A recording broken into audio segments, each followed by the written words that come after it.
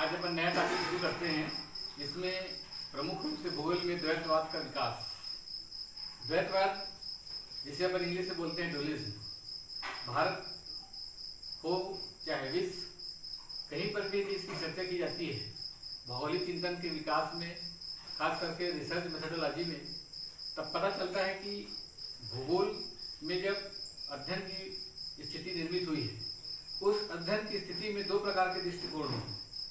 इसे अपन कहते हैं व्यू पॉइंट। और इस व्यू पॉइंट के दृष्टिकोण से संक्षेप में कह सकते हैं कि जो द्वैतवाद है वो विषय विशेष को दो प्रकारों में बांटने का प्रयास करता है। अपन ये कह सकते हैं कि जो विषय के आधार है उसको दो अर्धकों में विभाजित कर या उसे विभाजित कर मुख्य रूप से विद्वानों का जो मस्तिष्क है उसका जो अंतर्द्वंद है वही द्वैतवाद है। तात्पर्य यह नहीं कि किसी विषय वस्तु को दो भाग में बांट दिया गया और परस्पर दोनों एक दूसरे की विरोधी हो गए, ऐसा नहीं, बल्कि दोनों एक दूसरे के सहयोगी होंगे।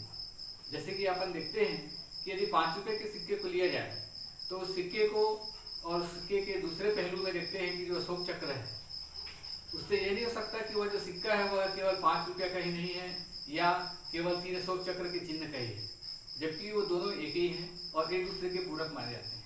इसी तरीके से भूगोल में जब द्वैतवाद का इतिहास प्रारंभ हुआ है तो उस ऐतिहासिक दृष्टिकोण से देखा गया कि 17वीं शताब्दी में वारिनियस ने सर्वप्रथम भूगोल को सामान्य भूगोल और विशिष्ट भूगोल में बांटकर अध्ययन करने का प्रयास किया, जिसे सामान्य भूगोल में उन्होंने क्रमबद्ध भूगोल को परिभाषित किया और भौतिक भूगोल में गणितीय भूगोल और जैविक भूगोल मुख्य रूप से उसके अंग हुए और बाद में विशिष्ट भूगोल को प्रादेशिक भूगोल के नाम से पुकारा गया। और यही वारिनियस का जो सिद्धांत है आगे चल के भूगोल में द्वैतवाद के विकास का कारण बना। अब ये देखा गया कि जब वारिनियस ने सामान्य भूगोल को सामान्य नियमों, सिद्धांतों तथा जनिक संकल्पनाओं से संबंधित माना तो उसी समय भूगोल के आरंभिक काल में वैज्ञानिक अनुसंधान के लिए उसे सर्वश्रेष्ठ माना गया। और ये देखा गया कि सामान्य भूगोल को विश्व की एक उपाय के रूप में अध्ययन किया गया, जबकि इसके विपरीत विशिष्ट भूगोल जो है वह भूगोल में प्रदेश के वर्णनों का अध्ययन है। उदाहरण के तौर पर अपन ये कह सकते हैं कि यदि सामान्य भूगोल विश्व है तो जो विशिष्ट भूगोल है वह एशिया, यूरोप, उत्तरी अमेरिका, दक्षिण अमेरिका, ऑस्ट्रेलिया, अफ्रीका, ये सब इसके प्रमुख प्रदेशों हो जाते हैं।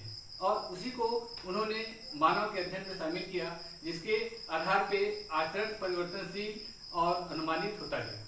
इसलिए मानव भूगोल में सिद्धांत निर्मित थ्योरी को जो बनाना है वह कठिन होता गया।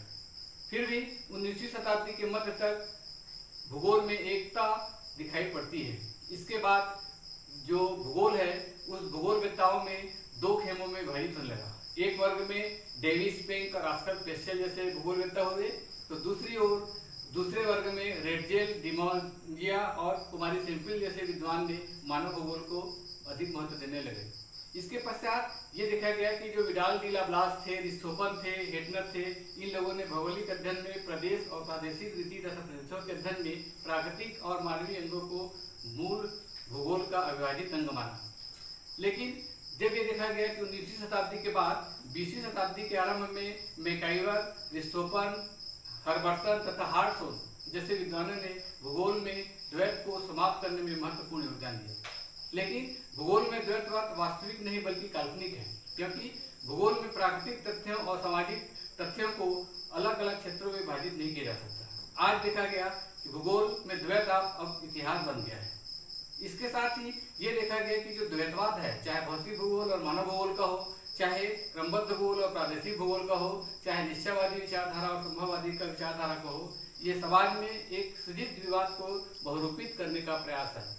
अपन अगले क्रम की चर्चा में भौतिक भूगोल एवं मानव भूगोल के मध्य द्वैतवाद की चर्चा करेंगे। धन्यवाद।